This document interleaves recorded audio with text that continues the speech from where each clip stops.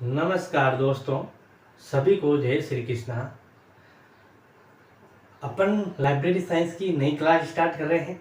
तो अपन सबसे पहले इसी पार्ट से शुरू करेंगे, वर्गीकरण। और टॉपिक का नाम ही अपना क्या रहेगा, वर्गीकरण। सूचीकरण बाद में करेंगे, पहले वर्गीकरण करेंगे तो ही सूचीकरण समझ में आएगा। अपन इसको कनेक्ट करते होते जुड़ेंगे। तो शुरू आज की अपनी पहली क्लास है इसकी, तो आप मेरे साथ जुड़िएगा। और कैसी लगी क्लास जरूर अंत के अंदर बताइएगा कि क्लास कैसी है, आपके लिए कितना हेल्पफुल रही है क्लास। अपन बात करेंगे वर्गीकरण की, बेसिक से स्टार्ट करूंगा। जिस बच्चे ने अभी अभी डिग्री की है उसके लिए भी फायदा है, और जो पहले कर रखा है डिग्री, पिछली एग्जाम दिया उसके लिए से ही फायदा है। तो अपन बेसिक से शुरू करेंगे, क्योंकि कई बच्चे ऐसे जो रेडीमेड डिग्री लेके आते हैं, उनको भी कुछ ना कुछ समझ में आना चाहिए। पूरा समझ में आएगा अगर उन्होंने क्लास अच्छे से देख ली तो। ठीक है, तो अपन क्लास स्टार्ट करते हैं। सबसे पहले वर्गीकरण। तो आज अपन शुरू करते हैं पुस्तकालय वर्गीकरण और सूचीकरण। पुस्तकालय वर्गीकरण और सूचीकरण। तो सबसे पहले दोनों अलग अलग है, वर्गीकरण अलग है और सूचीकरण अलग है। तो अपन सबसे पहले पढ़ेंगे वर्गीकरण और इसके बाद पढ़ेंगे अपन सूचीकरण।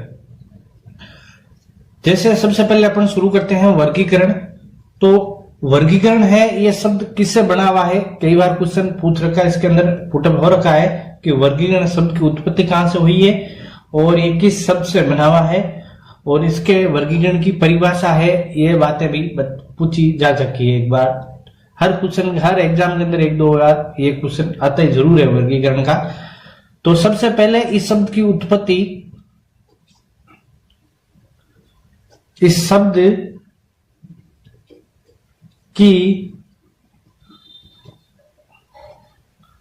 उत्पत्ति कहां से हुई है, तो ये लैटिन शब्द से हुई है। कहां से हुई है, लैटिन भाषा। लैटिन भाषा के क्लासिस, CLASSIS, क्लासिस से हुई। तो क्वेश्चन आ जाए वर्गीकरण शब्द की उत्पत्ति, तो इस शब्द की उत्पत्ति क्लासिस वर्ड से, तो किसका है, लैटिन शब्द का है। और इसका अर्थ क्या होता है, इस क्लासिस का अर्थ होता है समूह बनाना। क्या होता है, समूह बनाना, मतलब समूह के अंदर इसको विभाजित करना, यही वर्गीकरण का अर्थ है। अगर इसको अपन एक परिभाषा के अंदर लिखें तो इसका अर्थ होता है जैसे समान वस्तुओं को समूह बनाना। इसको अपन एक परिभाषा के अंदर लिख डालें तो क्या होगा, तो परिभाषा के अंदर अपन लिखे तो समान वस्तुओं को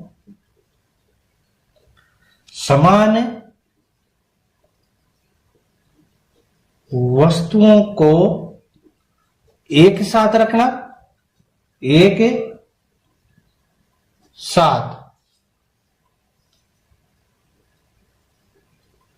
रखना। समान वस्तु है उनको तो एक साथ रखना, और असमान वस्तु है उनको एक साथ रखना, और उसमें से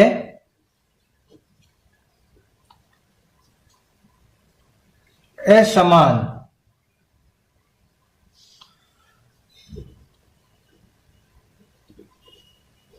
वस्तुओं को अलग रखना या करना कह सकते हैं अपन। समान वस्तुओं को एक साथ, और जो उस समान वस्तु के अंदर जो अलग वस्तुएं हैं, जो असमान है, उनको अलग करना, यही वर्गीकरण है। एक परिभाषा के अंदर अपन इसको देख सकते हैं। ये थ्योरी के अंदर काम आ जाएगी, ये परिभाषा आपको कहीं काम आ जाए तो इसको जरूर आप लिख लेना।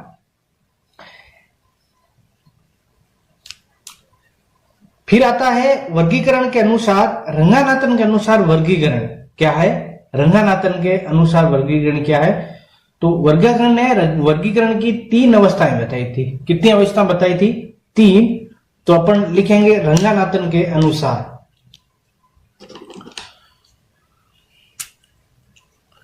रंगानाथन के अनुसार वर्गीकरण की क्या क्या, ये तो परिभाषा है। अपन भारत के अंदर रंगानाथन ज्यादा पूछ रखा है रंगानाथन जी 12वीं के अंदर, तो रंगानाथन के अनुसार, तो रंगानाथन जी ने अलग अलग वर्गीकरण की कितनी अवस्था बताई, तो इन रंगानाथन जी ने वर्गीकरण की 3 अवस्थाएं बताई थी। वर्गीकरण की 3 अवस्था, वर्गीकरण की 3 अवस्था बताई, और उन 3 अवस्थाओं में कई बार क्वेश्चन आ रखा है, वही अपन को नोट करना है। तो पहली अवस्था क्या है, तो नंबर 1 लगाओ और लगाओ पहली अवस्था।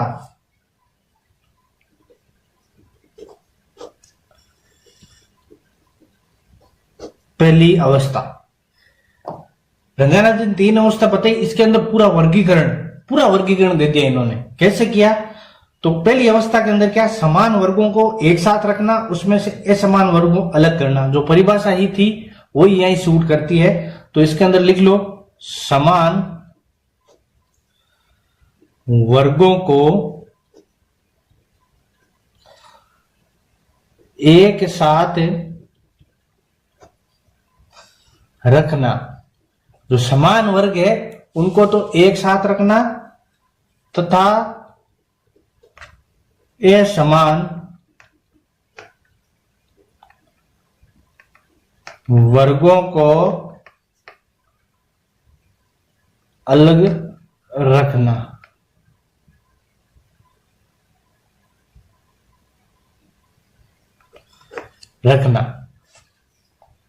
पहली अवस्था क्या बताई, समान वर्गों को एक साथ और असमान वर्गों को एक साथ। अब इसके बारे के अंदर एक वर्ड अपन यूज करते हैं, मोस्ट इंपोर्टेंट है, इसको अपन कह सकते हैं समूह अवस्था। समूह अवस्था भी कह सकते हैं इसको, या इसको और के अंदर अपन आगे 3 स्तर पढ़ेंगे। उस स्तर के अंदर अपन इसको नाम दे सकते हैं, वैचारिक स्तर नाम दे सकते हैं, इसके अंदर कोई गलती नहीं है। ये अपन देते हैं ताकि समझ में आ जाए। अपन 3 स्तर पढ़ेंगे, उससे पहले मैं आपको स्तर बता दूंगा हर के अंदर, वैचारिक, शाब्दिक और अंकन। इसको अपन वैचारिक स्तर मतलब दिमाग के अंदर विचार आ जाए कि जो समान वस्तु है उनको अलग करना हो और असमान वस्तु है उनको अलग करना हो, ये विचार आ जाए तो ये वर्गीकरण की पहली अवस्था हो जाएगी रंगानाथन के अनुसार। रंगानाथन जी ने ये परिभाषा ही दी है। अब इसको अपन नाम दे देते हैं, अलग अलग नाम दे सकते हैं, इसके अंदर कोई गलती नहीं है, क्योंकि इसको समूह अवस्था दे सकते हैं, अलग अलग समूह के अंदर विभाजित करो, या वैचारिक अवस्था भी इसको नाम दिया जा सकता है, गलत नहीं है ये। फिर आती है रंगानाथन जी की दूसरी अवस्था। तो दूसरी अवस्था क्या है, लिखो दूसरी अवस्था। एकदम डीप के अंदर पढ़ेंगे अपन, धीरे धीरे पढ़ेंगे, कोई जल्दबाजी नहीं है। महीने का 15-20 दिन के अंदर हो एक सेकेंड यूनिट तो भी टेंशन लेने की जरूरत नहीं है, लेकिन कहीं से आपको मटेरियल या कहीं से आपको कोर्स परचेज करने की जरूरत नहीं पड़ेगी, मैं इतना शानदार पढ़ा दूंगा आपको। दूसरी अवस्था है कि जो समान वर्गों को सहायक अनुक्रम में व्यवस्थित करना। दूसरी अवस्था क्या कह सकते हैं इसको, तो दूसरी अवस्था कह सकते हैं अपन समान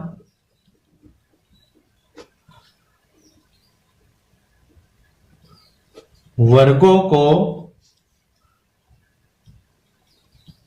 सहायक अनुक्रम, बस इंपॉर्टेंट वर्ड यही है, सहायक अनुक्रम में व्यवस्थित करना। सहायक अनुक्रम के अंदर व्यवस्थित करना, और इसके अंदर उसके अंदर अपने वैचारिक नाम दिया, इसको अपन दे सकते हैं शाब्दिक स्तर, दे सकते हैं, इसको कोई गलत नहीं है। आपको इससे मैं नाम देता हूं तो इससे आपको पता चल जाएगा वैचारिक स्तर क्या है और शाब्दिक स्तर क्या है, इसके बारे के अंदर पूरी जानकारी मिल जाएगी, क्योंकि इसको अपन बाद में अंकन के स्तर पढ़ेंगे, डीप के अंदर पढ़ेंगे। ये वैचारिक यही से ही शुरू होता है। अगर आपको ये पता चल जाए वैचारिक अंकन, शाब्दिक अंकन और अंकन स्तर, ये तीनों पता चल जाए तो आपको बहुत ही इसके अंदर हेल्प मिल जाएगी वर्गीकरण के अंदर। तो अपन समान वर्गों को सहायक अनुक्रम में व्यवस्थित करना, इसको कह सकते हैं अपने। तो इसके अंदर इंपॉर्टेंट वर्ड कौन सा है, सहायक अनुक्रम। तो सहायक अनुक्रम मतलब इसके अंदर समान, एक अनुक्रम, एक व्यवस्थित व्यवस्थित श्रेणी के अंदर व्यवस्थित करना, उसको कहते हैं सहायक अनुक्रम के अंदर विभाजित करना। और तीसरी आती है तीसरी अवस्था, अपन ये भी लिख लेते हैं, ये सेकंड हो गई। और तीसरी अवस्था लिखो आप, तीसरी अवस्था, तीसरी अवस्था। तीसरी अवस्था क्या है? सहायक अनुक्रम में व्यवस्थित वर्गों को अंक प्रदान करना। तो इसको अपन दे सकते हैं सहायक अनुक्रम में व्यवस्थित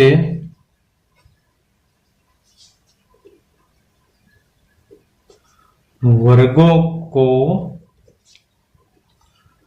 अंक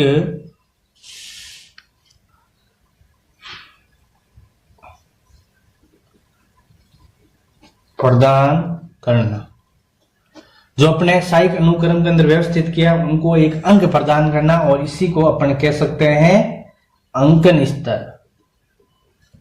अंकन स्तर, अंकन मतलब उनको नंबर प्रदान कर देना, जो उसका वर्ड मिलता है उसको प्रदान करना, इसको ही कहते हैं अंकन स्तर।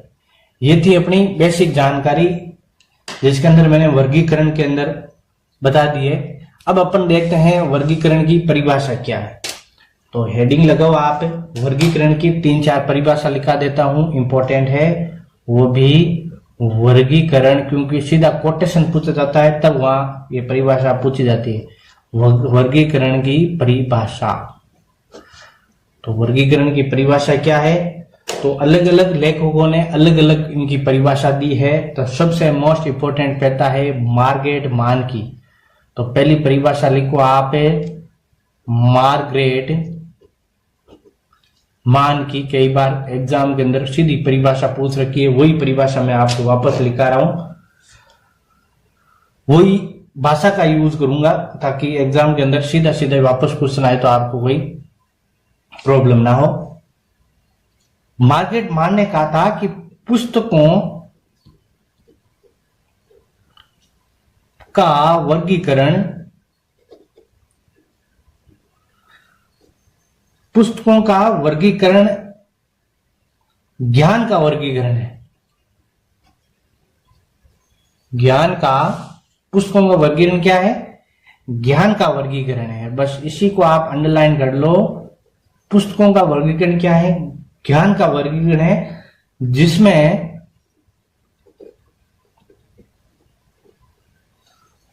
पुस्तकों के भौतिक स्वरूप के आधार पर समन्वय किया जाता है। इसको आप इंपॉर्टेंट क्या करना है? इसके अंदर आप इंपॉर्टेंट करना है जो पुस्तक वर्गीकरण है, ये किसका वर्गीकरण है? ज्ञान का। इसको अंडरलाइन कर लेना, ये ज्ञान का वर्गीकरण है। बस एक एक हर परिभाषा के अंदर जब आप याद करने का तरीका यही है, आप इसको याद करने का रखना, मतलब ये मार्ग्रेट मान तो इसका ज्ञान का वर्गीकरण है। बस एक एक वर्ड पकड़ो, हर के अंदर आराम से आपको समझ में आ जाएगी, आराम से हो जाएगा।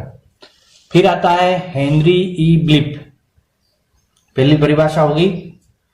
दूसरी परिभाषा लिखाई थी हेनरी ब्लिप ने, तो लगाओ हेनरी ई ब्लिस ने कौन सी परिभाषा बताई वो लिखना है, क्योंकि यही भी इंपॉर्टेंट है। हेनरी ब्लिप ने बताया था पुस्तकालयों का वर्गीकरण एक ऐसी वर्गीकरण प्रक्रिया है, तो लिखो एक पुस्तकालयों का वर्गीकरण ऐसी प्रक्रिया है,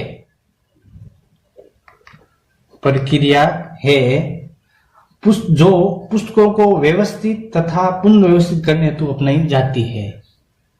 जो पुस्तकों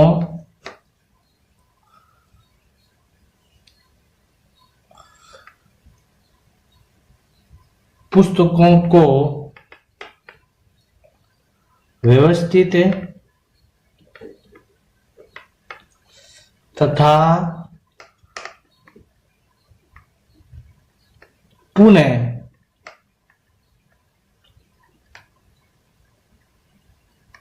व्यवस्थित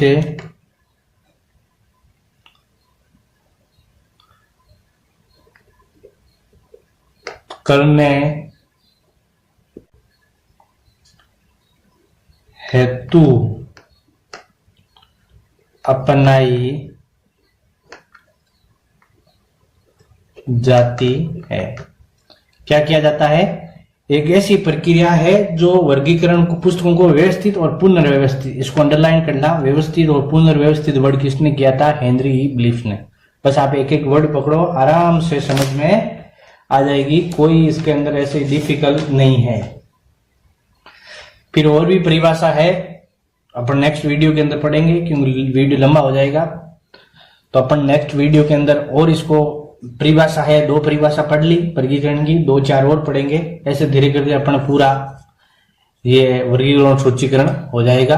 तो आपको ये क्लास कैसी लगी कमेंट्स के अंदर जरूर बताना, और ज्यादा से ज्यादा इस वीडियो को शेयर करना, चैनल को प्लीज सब्सक्राइब करना ना भूलना, ताकि मुझे और ही अच्छे वीडियो आपसे देने के लिए उत्साहित हो। तो अपन मिलेंगे अब नेक्स्ट क्लास के अंदर, तब तक के लिए आप सभी को जय श्री कृष्ण।